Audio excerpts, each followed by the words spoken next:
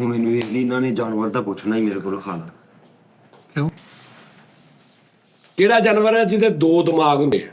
ਓਏ ਇਹ ਸਵਾਲ ਫੜਾ ਦੇ ਉਹ ਦੇ ਦੇ ਜਵਾਬ ਬਾਂਦਰਾ ਜੀ, ਹੁਣ ਦੇ ਦੇ ਜਵਾਬ। ਇਹ ਸਵਾਲ ਬੜਾ ਔਖਾ ਵਾ ਬਸ ਭਾਈ, ਵੱਡਾ ਸਵਾਲ ਹੀ। ਇੱਕ ਵਾਲੇ ਨਹੀਂ ਫੜੇ ਜਾਂਦੇ, ਉਹ ਦੋਵਾਂ ਵਾਲਾ ਹੀ ਉਹਨਾਂ ਦਾ। ਆ ਬਾਂਦਰ ਦਾ ਬਾਂਦਰ ਹੀ ਹੈ, ਜਵਾਬ ਨਹੀਂ ਦੇ ਹੁੰਦੇ ਯਾਰ, ਤੁਹਾਨੂੰ ਪੁੱਛਣਾ ਹੀ। ਹੁੰਦੇ ਮਿੱਠਾ ਜੀ ਹੈ ਉਹ ਯਾਰ ਇੱਕ ਉਹਨੇ ਇੱਥੇ ਹੁੰਦਾ, ਇੱਕ ਉਹਨੇ ਛਾਪੇ 'ਚ ਪਾਇਆ ਨਾਲ ਲੈ ਕੇ ਫਿਰਦਾ ਹੁੰਦਾ। ਨਹੀਂ ਉਹਦੇ ਵਿੱਚ ਹੀ ਹੁੰਦੇ ਆ ਕਿ ਲੈਦਾ ਉਹਨੇ ਪਾਰਸਲ ਕਰਾਇਆ ਹੁੰਦਾ। ਨਾਲ ਡੱਬੀ ਮਿਲਦੀ ਲੈਦਾ। ਓ ਯਾਰ ਕਸਾਈ ਓਏ ਲਾਗੇ ਪੈਨੂੰ ਦੀ ਸਰੀਰ ਦੇ ਵਿੱਚ ਹੀ ਹੁੰਦੇ, ਮਤਲਬ ਕਿਹਦੇ ਵਿੱਚ?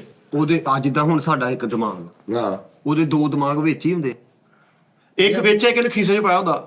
ਨਹੀਂ ਸਿਰ ਦੇ ਵਿੱਚ ਹੀ ਹੁੰਦੇ ਆ। ਵਿੱਚ ਹੀ ਹੁੰਦੇ ਦੋਵੇਂ। ਅੱਛਾ ਸਿਰ 'ਚ ਹੀ ਹੁੰਦੇ ਉਹਦੇ ਅੰਦਰ ਹੀ ਇੱਧਰ ਉੱਧਰ ਯਾਰ ਉਹਨੂੰ ਡੱਬੇ 'ਚੋਂ ਨਿਕਲਦੇ ਦੋ ਦਿਮਾਗ ਆ।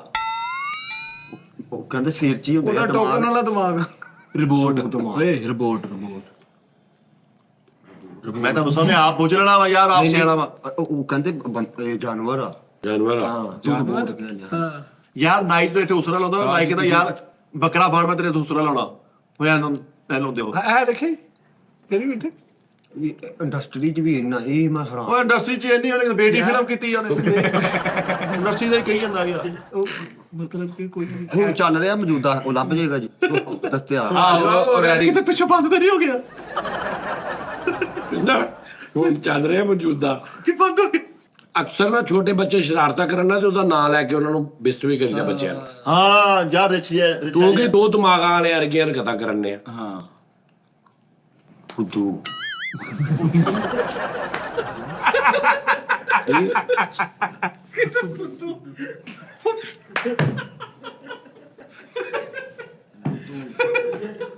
ਕਈ ਜੋੜ ਜੋ ਮਰਜ਼ੀ।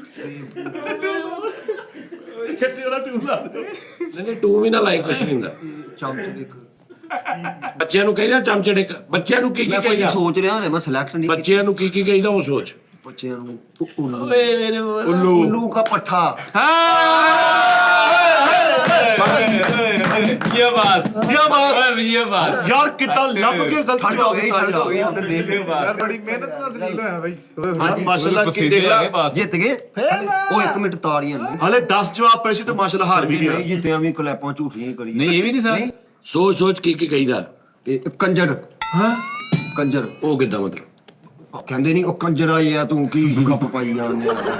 ਹਾਂ ਐਸਾ ਸਹੀ ਗੱਲ ਹੈ। ਕੰਜਰ ਅੱਛਾ ਹੁਣ ਦੁਬਾਰਾ ਕੰਜਰ ਕਹਿਣਾ ਨਾ, ਉਂਗਲ ਇੱਧਰ ਕਰਨੀ।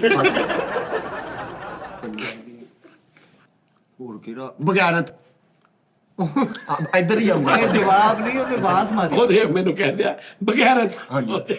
ਦੱਸੋ ਭਾਜੀ। ਉਂਗਲ ਉਤਰਾ ਮੂੰਹ ਮੇਰੇ ਅੱਲਾ।